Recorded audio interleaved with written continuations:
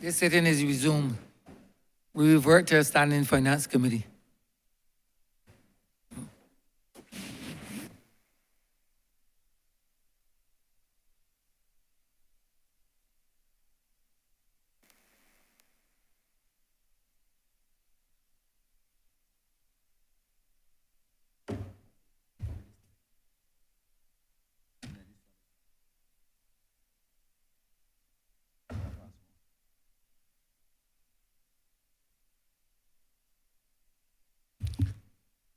This Honourable House is now standing Finance Committee. Honourable Member for St. James North. Okay. Thank you, Mr. Chairman.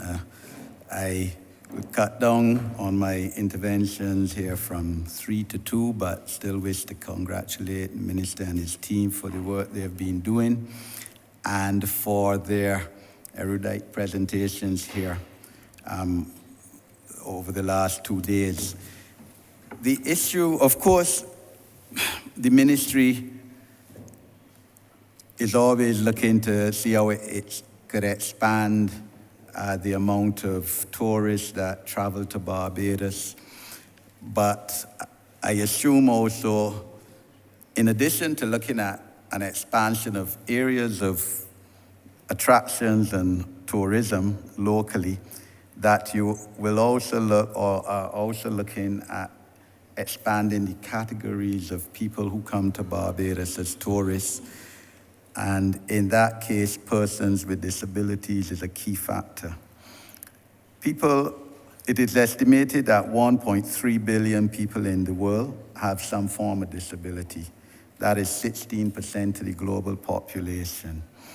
It is estimated, in fact, that people with disabilities, mobile disabilities, not any other disabilities, just mobility disabilities alone, spend $58.2 billion annually on travel.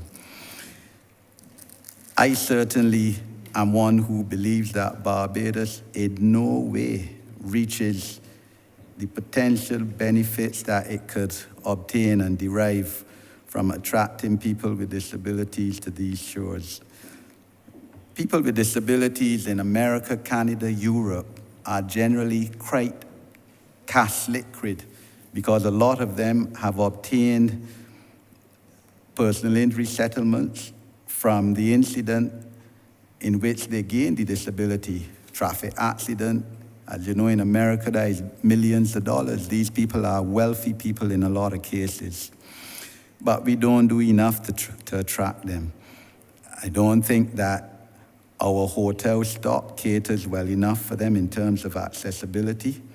I know Marriott's Hotel there in Hastings made a concerted effort when it was built to do so. And in fact, because of that, conferences were held there by people with disabilities. We don't have enough accessible swimming pools in our hotel stock for persons with disabilities, equipment that will allow participation by people with immobilities.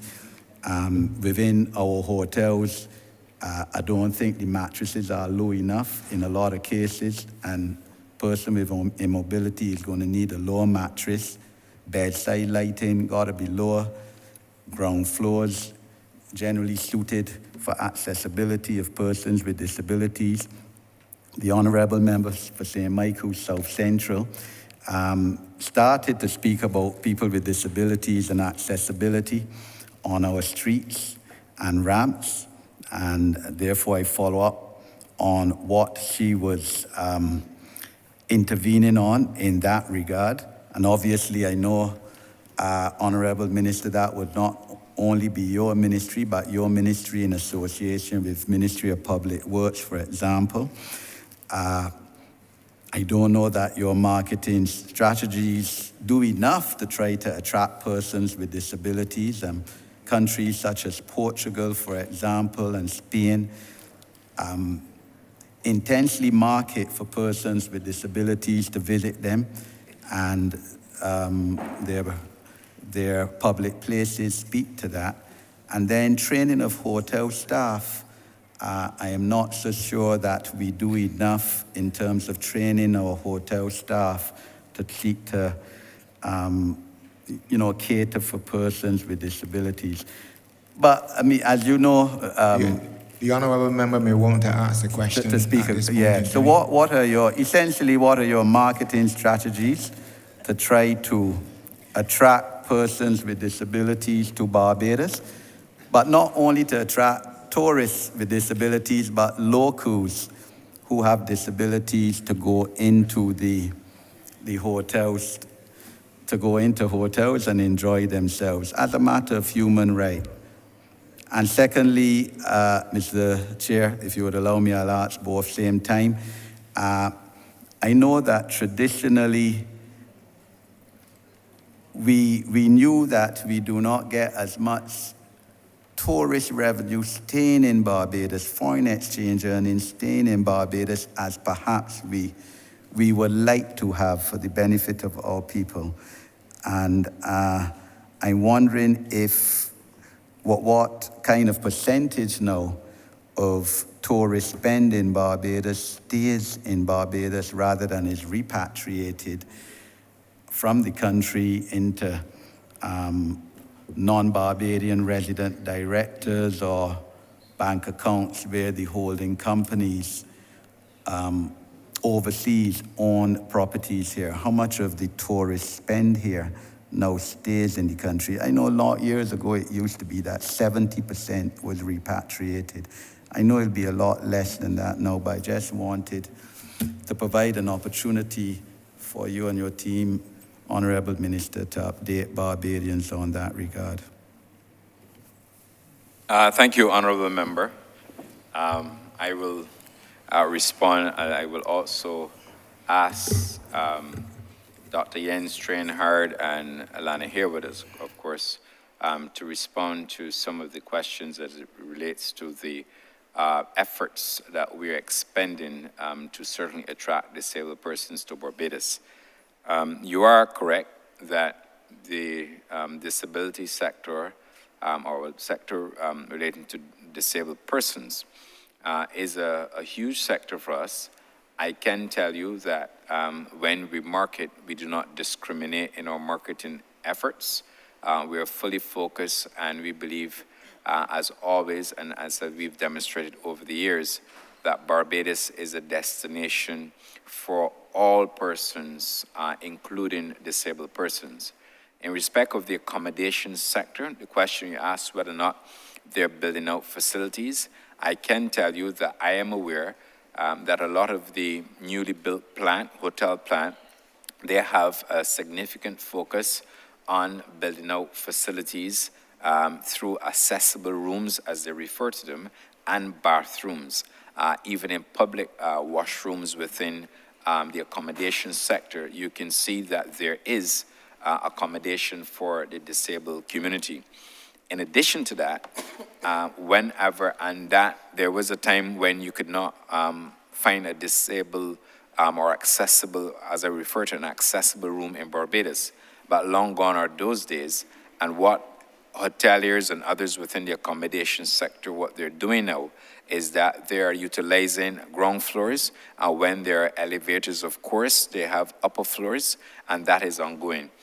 If you look, for example, if you visited some of the new hotels that we have on the island, you would definitely see that this has been and continues to be the strategy. And it's also in part a planning issue that we'd also deal with, and the sector deals with that. In respect of the foreign exchange strategy, I come from the tourism sector, and I know that there is a view that, the hoteliers don't bring the money on island. Let me disabuse those who have that idea, and I'll tell you why.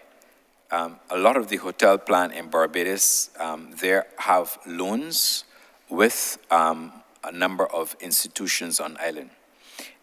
With those loans, there are significant covenants, and the covenants make it clear what should be done and what has to happen. In addition to that, through this government's initiative, we also have a facility that you can maintain U.S. foreign accounts, U.S. dollar accounts on island. Let's use that as an example. You can have United States dollar accounts on island. And what happens is then when the tour operators or the OTAs, the online travel agents, when they remit funds for accommodation as a result of bookings in their system, because most people pay by credit cards, those funds are transferred into the either a local bank account or the United States bank account based in Barbados. That's the first thing. The second issue is that you still have to pay your bills, and you still have to buy food, you still have to pay your staff, you still have to pay land tax, and a number of other operating expenses that must be met.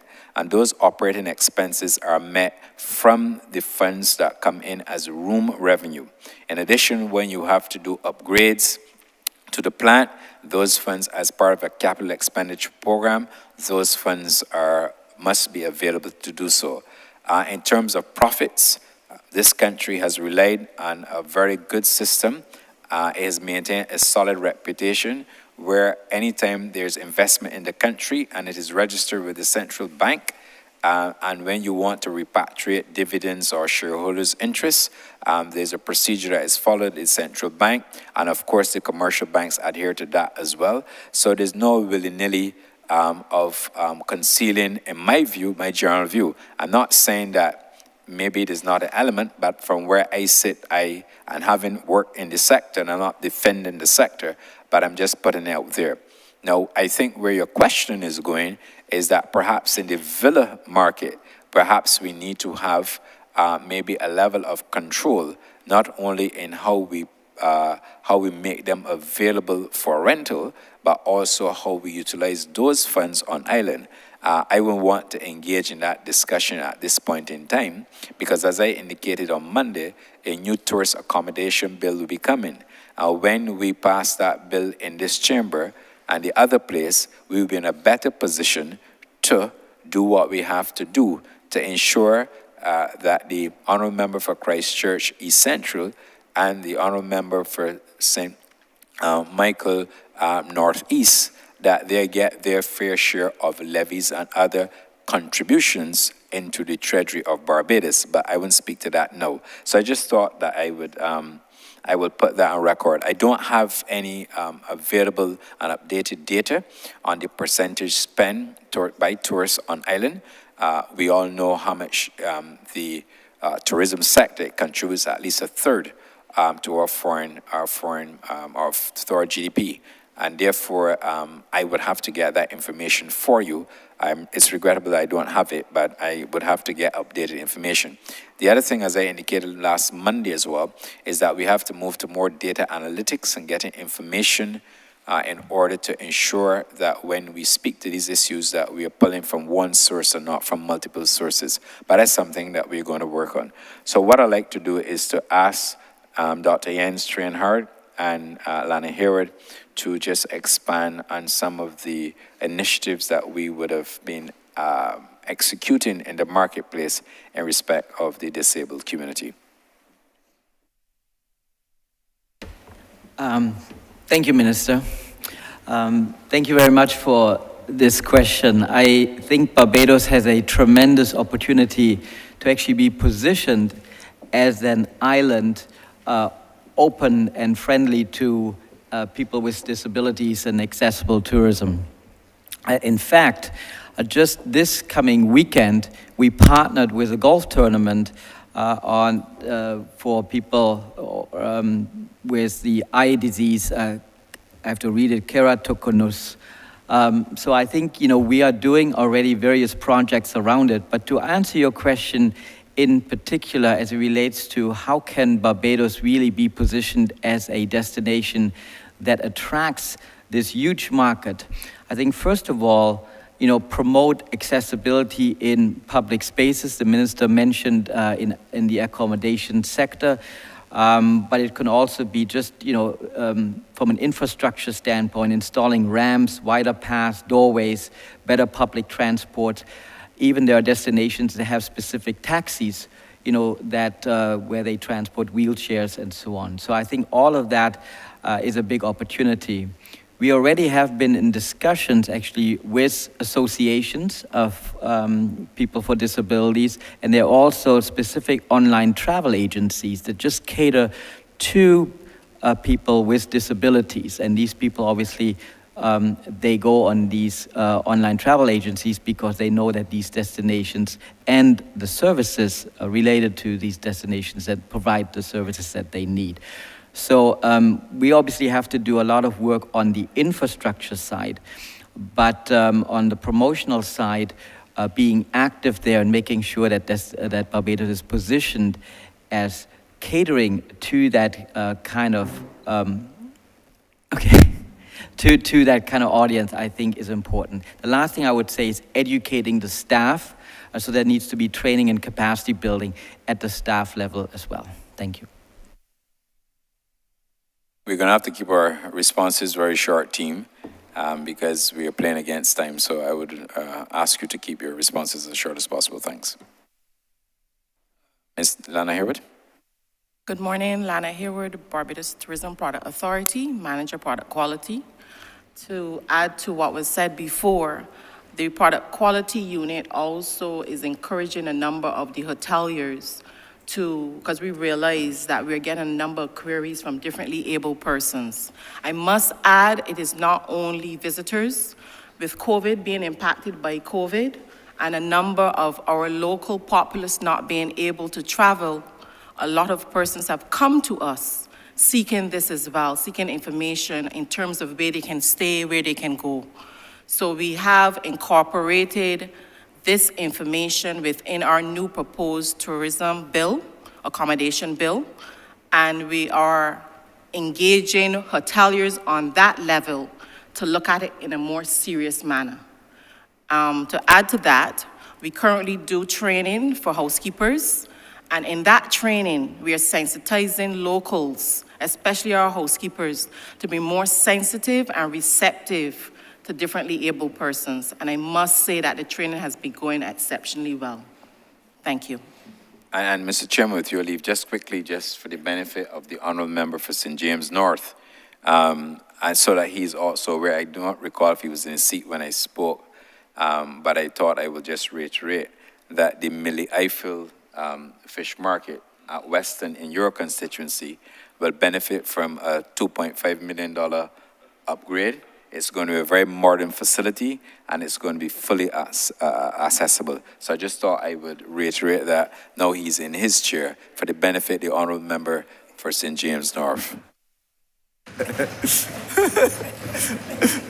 Honourable member, Mr. Chair, in fact, that was going to be my third. So I thank the Minister for giving me the third. Minister, I hope you have something further north as well. At the tip of the island.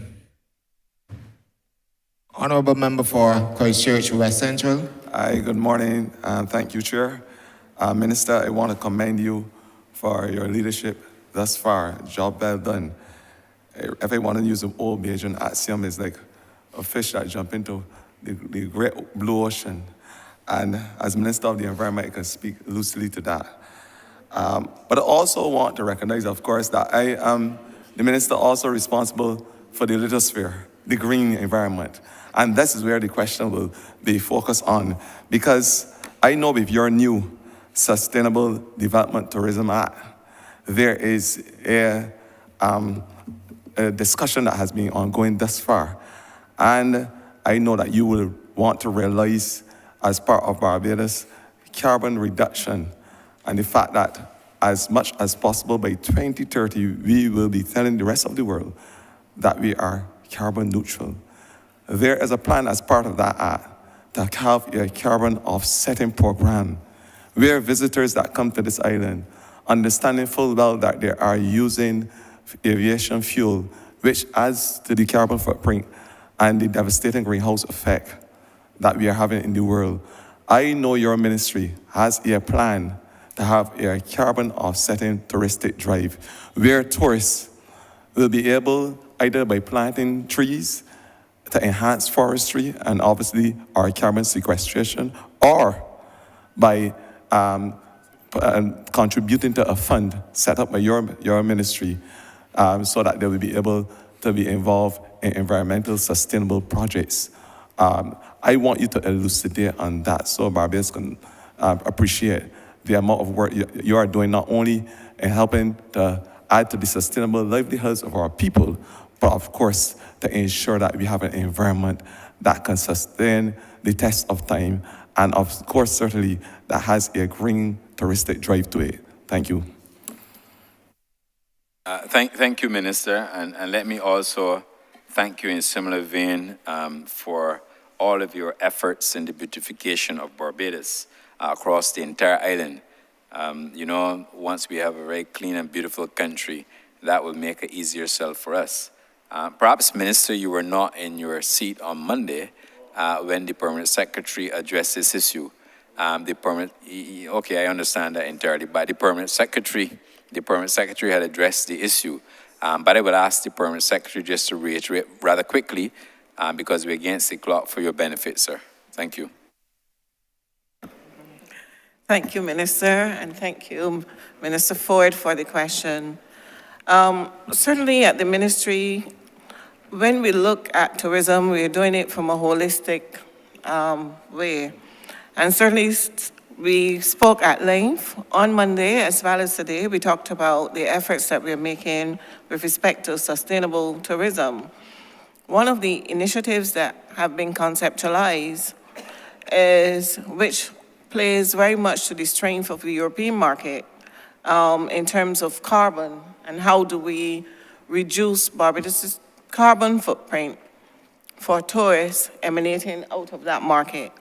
And one of the initiatives that have been identified, actually, it has been advanced by one of the directors of the BTMI, located within the European market, is to have tourists pay a small fee, possibly $5 to $10 to undertake a tree planting initiative, which would also help you in the Ministry of Environment with your tree planting agenda across the island.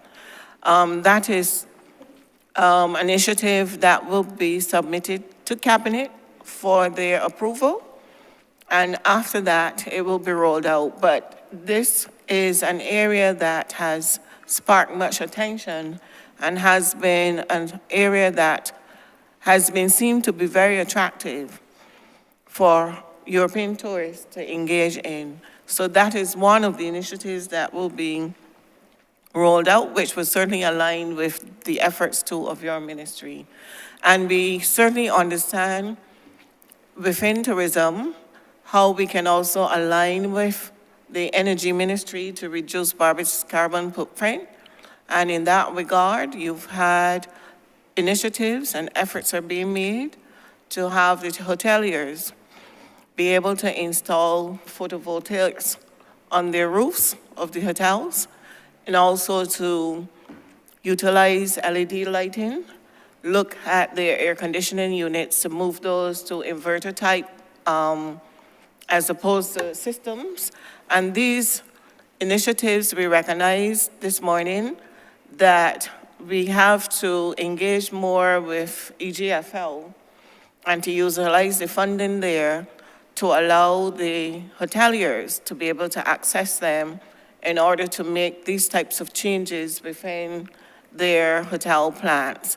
These initiatives collectively reduces their energy costs and help Barbados progress towards its overall goal to make this country to be fossil fuel free by 2030. So we're very much in line with your ministry and environment as well as that of the energy ministry. Thank you. Thank you, and I want, as I alluded to earlier, Minister, I want to beg your indulgence as I was absent on Monday, as you rightfully say. But for those in earshot, I just want to know that there is a perfect gamos between my ministry and yourself, because we understand that if we have a vibrant program, the 963 acres of land available to you for planting can realize from the environment upward of 200 tons of carbon dioxide. We produce about 2 million tons yearly. So we will be getting there as it relates with all the other things we are doing in the electrical industry, renewable, the transport industry. We'll be able to say to the rest of the world that we are doing what we have to do to become as carbon neutral as possible by 2030. Thank you.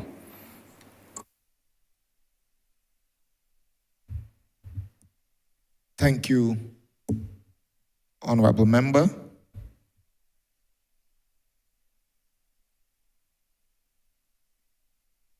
Honourable Member for St. George North, South, sorry. Chair.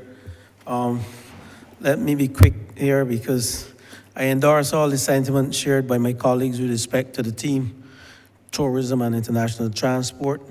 You've done an excellent job thus far. Minister, this morning and Monday, you mentioned some new markets in terms of Africa, and I heard you mention Latin America. And I recall you hinting that you have some plans for the South American market, but you didn't go into details. But I asked the question against the backdrop. Some years ago, I sat where the member for St. George North is sitting. On the right of you, Minister, was the opposition then in 2014. And I recall the then minister went to Brazil, and he behaved like Millie, who went to Brazil. And I think he had a wire wrapped around his waist and razor did cut up his face. He came back with nothing.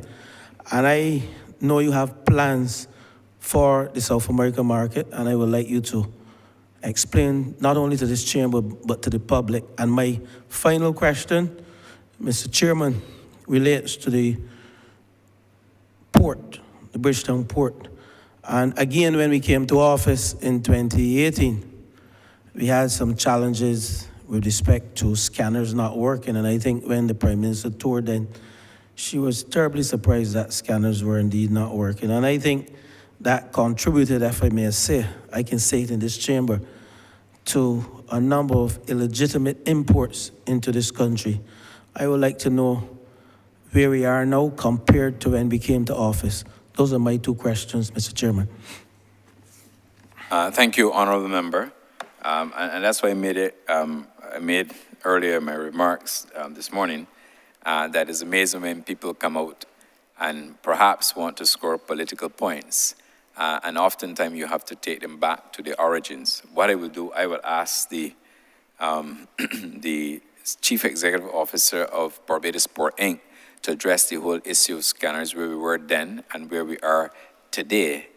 But I would also like to say that we went beyond scanners, because there was a $200 million project with all sorts of variables included in that. And we were able to isolate and then reposition so we can have berth 6 today.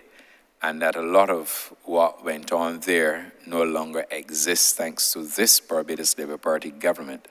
But I will ask the Chief Executive Officer of the Barbados Port Inc. to address the issue. Quickly, in respect of the Latin America approach, we are very focused going in that direction. We definitely intend to bill it out. This will not be a case of merely gone to Brazil, but it will be a case that the Barbados Tourism Marketing Inc. is steadfastly, and they have a strategy in how to bill out the Latin American market. Brazil presents a wonderful opportunity for us to attract a number of visitors to Barbados.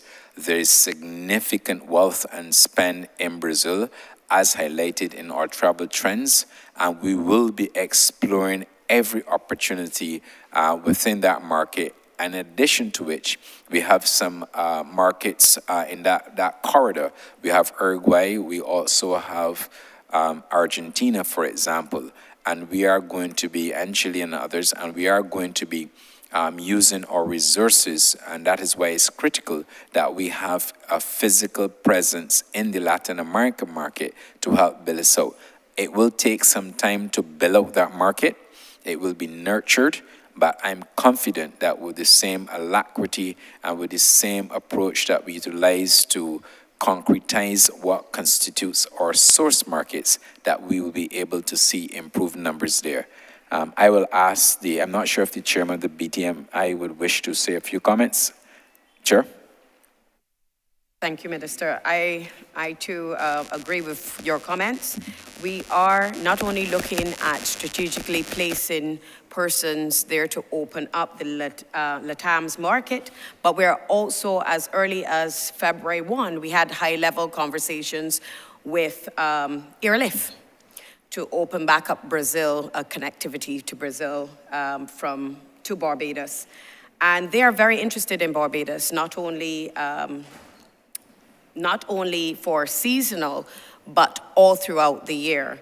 They're looking at our cruise, how strong we are in the Southern Caribbean for cruise. So they're also interested in cruise, but they're also tired of being boxed in. They now need a visa for Mexico to come out of Brazil.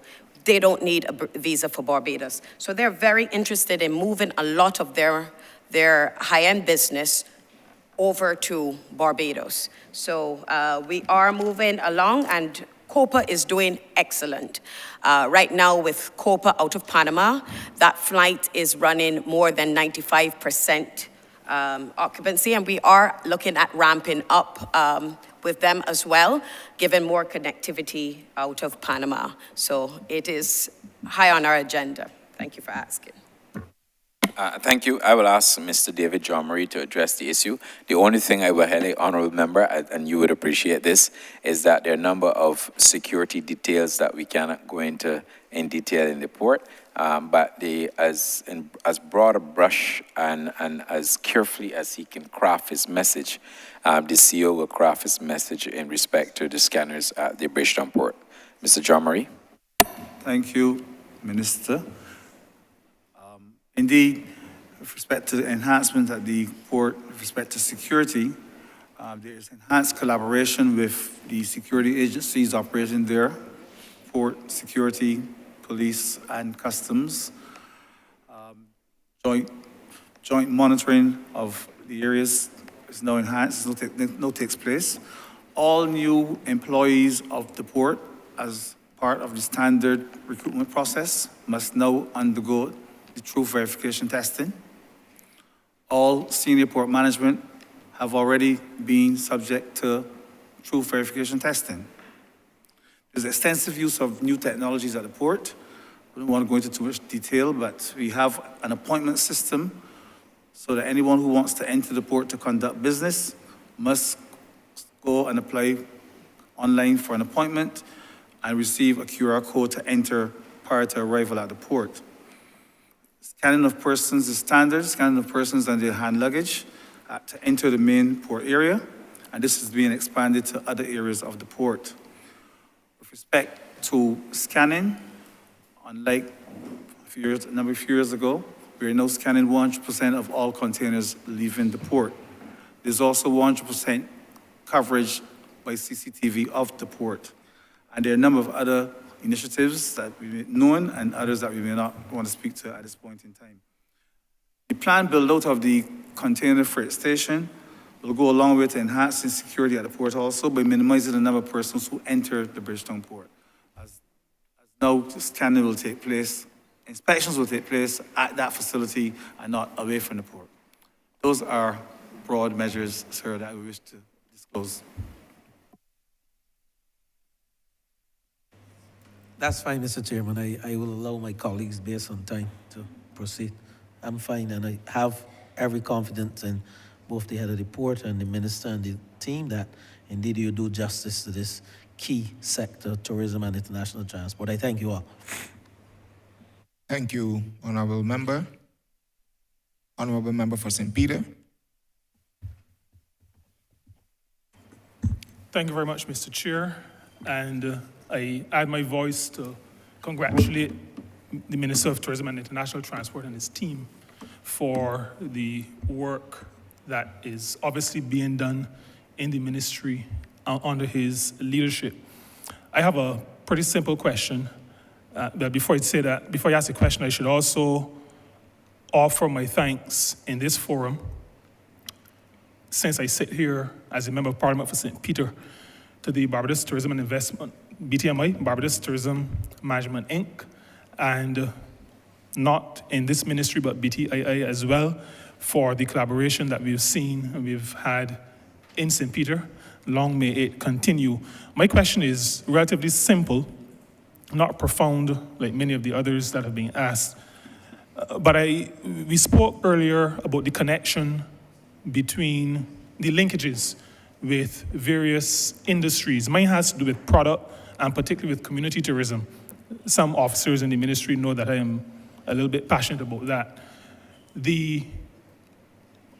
I want to be able to have the opportunity for the ministry to speak to the country, not necessarily to me, because I think I know a little bit about this already, but I think the country needs to know how the ministry is connecting the dots, what I call connecting the dots with respect to community tourism, engaging with stakeholders in the community, engaging with the Division of Culture, engaging with Ministry of the Environment, engaging with the Barbados Museum and Historical Society, those entities, maybe churches and communities as well, and groups.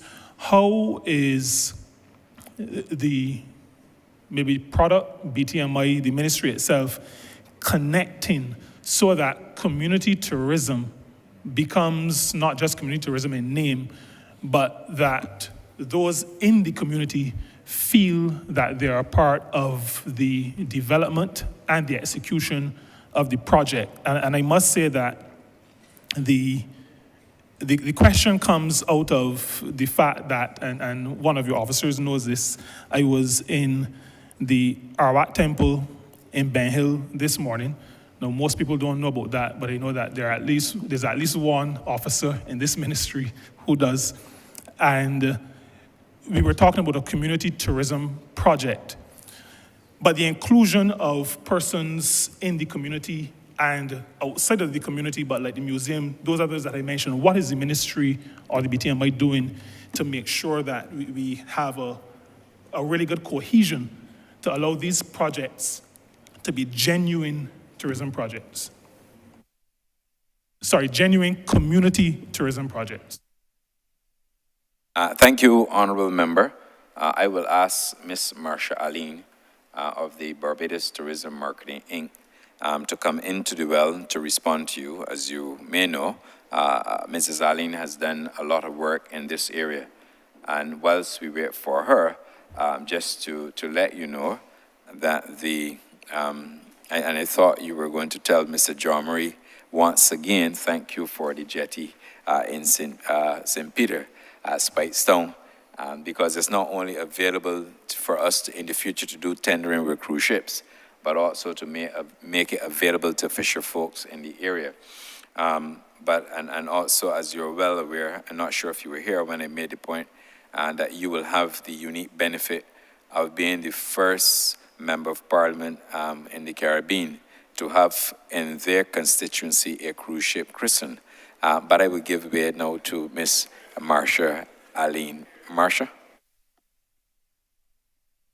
Thank you, Minister.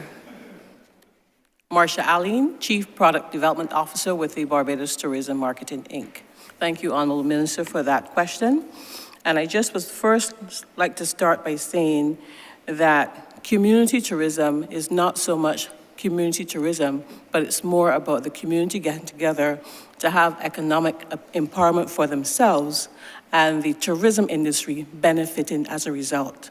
So this is more of a bottom-up approach as opposed to the tourism industry telling the communities what they should and should not do. And we found that strategy to be very beneficial as we are working with the communities around Barbados to build out this product. What we have actually sought to do is to work directly with the parish independence committees, because we feel that the whole issue of community tourism must be owned by the communities first. And rather than us doing a top-down approach, as in we are bringing a product to them, we are specifically looking at the products that are of value, of significance within each of the communities, and working with those communities, whether it would be advertising, as in giving them, greater marketability, working with them to ensure that we are also able to actually build out their program, whether it's business advisory services, and also putting resources with those particular events and activities to build out that entire program. And we've successfully been doing it over the last 18 months, very quietly so. And, St. Peter is one of those examples where very, very much it has evolved from a very, very basic type of activity to an activity where we are seeing an increasing amount of visitors come in on a daily basis. We're going to go through Barbados with the same concept. Every single parish will have an opportunity, and we're, like I said, we're working specifically with the parishes to ensure that you have that marquee experience that we want to showcase to the rest of the world, and that in its nutshell really is the strategy that we're using to build out community tourism. We're also working with the entrepreneurs. We've done a pilot very recently where we would have worked with some accelerated persons to build out an accelerated program, and we have helped them to be able to maximize their profit sharing by about 300%. They increased their margin in terms of what they were doing with their particular product to make it more visible to the rest of the island and also to increase their profit share as well. So we are working with the community. We'll continue to do so in phase 1 and phase 2 and a phase 3 concept. Thank you very much. And I register the thanks of the Parish Organizing Committee, Parish Independence Committee, Spice Sound Task Force, the people of St. Mains, to BTMI and to the ministry, and the people of St. Peter, to the Barbados Port Inc. for significant assistance that we have had from the ministry. Thank you, Mr. John Marie. Thank you, Ms. Aline. Thank you, Minister.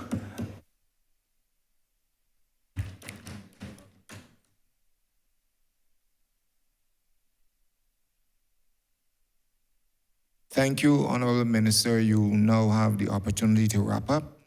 5 minutes. Thank you, Mr. Chairman.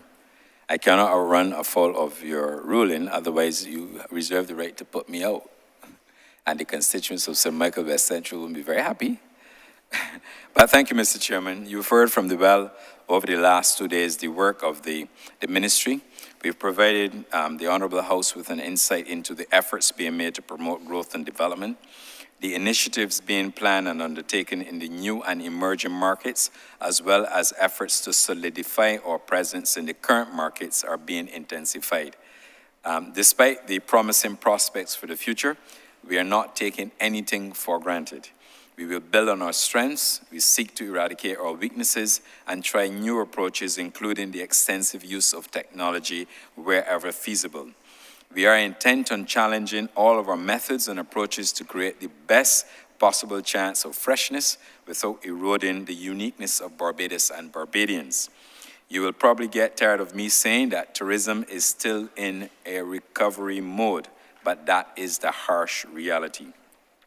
Let me thank the Permanent Secretary, of course, and her staff at the Ministry of Tourism and International Transport, including those officers who spent the last 2 days here in the well of Parliament responding to the questions directed at them, not to forget all of the employees and the leadership within the state-owned enterprises, for which there are 13 within my ministry. Their responses were well-informed, relevant, and displayed great professionalism. Mr. Chairman, I crave your indulgence in allowing me to put on record the exceptional and tireless inputs from my Permanent Secretary, Ms. Francine Blackman, both at home and abroad, who has contributed significantly to my overall leadership in the ministry. Whenever called upon to undertake the most complex assignment, she always brings her training to bear and also expertise as an economist in helping us to arrive at meaningful discussions and decisions within the ministry.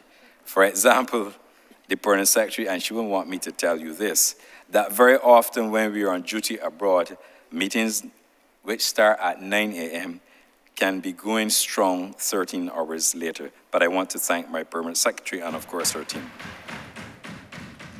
Let me also thank the market directors, the senior business development officers and business development officers located in our overseas offices for their hard work, without which Barbados could not have enjoyed the improvement in tourism that has been our recent experience. Our stakeholders must also be complimented and for their willing and combined efforts in the ongoing interests of all important tourism products. And this covers the whole range of participants: the immigration and custom officers, port health, baggage handlers, red cap, taxi operators at both ports, along with those who ply their trade at hotels and at various locations across Barbados. All, and I mean all, tourism workers, hotels, food and beverage suppliers and providers, restaurants, bars and rum shops, the boating sector, attractions, vendors and small business persons, the private security services, and in particular, Mr. Chairman, the Barbados Police Service for its ongoing leading role. Let me also inform the House that in April, I will be convening the second meeting for the State of the Industry report to update stakeholders in the entire tourism sector on developments within the sector. The task at hand is a demanding one, Mr. Chairman, necessitating that all concerned dig as deeply as possible into their skills to bring about the full recovery and growth that the country needs, demands, and expects of all of us. The BTMI, whose only job is to market Barbados as a premier destination, will be tasked with charting the appropriate path to the required improvements.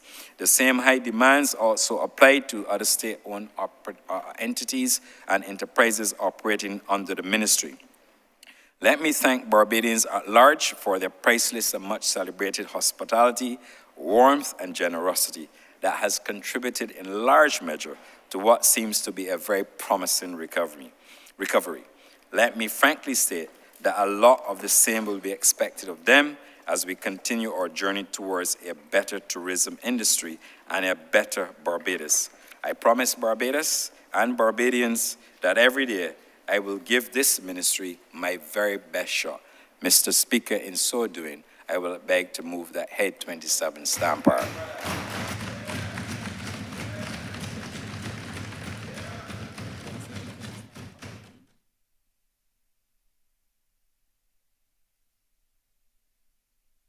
The question is that Head 27.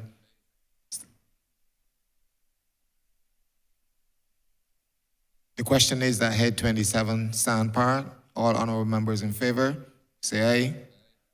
Honourable members against, please say nay. Methinks the ayes have it. Mr. Chairman, I beg to move that you do not report progress to His Honour the Speaker and beg leave to sit again. The question is that I do not report progress to His Honour the Speaker and beg to sit. Leave to sit again. All honourable members in favour, please say aye. Honourable members against, say nay. Methinks the ayes have it.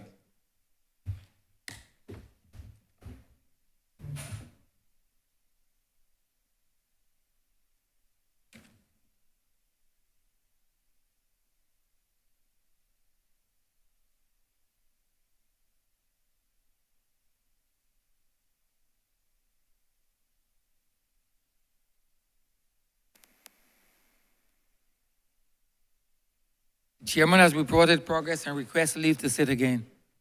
Honourable Leader of Government Business. Thank you, Mr. Speaker. I beg to move the suspension of the House until 2:30 p.m. Beg to second. The question is that this honourable chamber be suspended until 2:30 p.m. All those honourable members in favour, please say aye. Those against, please say no. We think the ayes have it. This honourable chamber stands suspended until 2:30 p.m.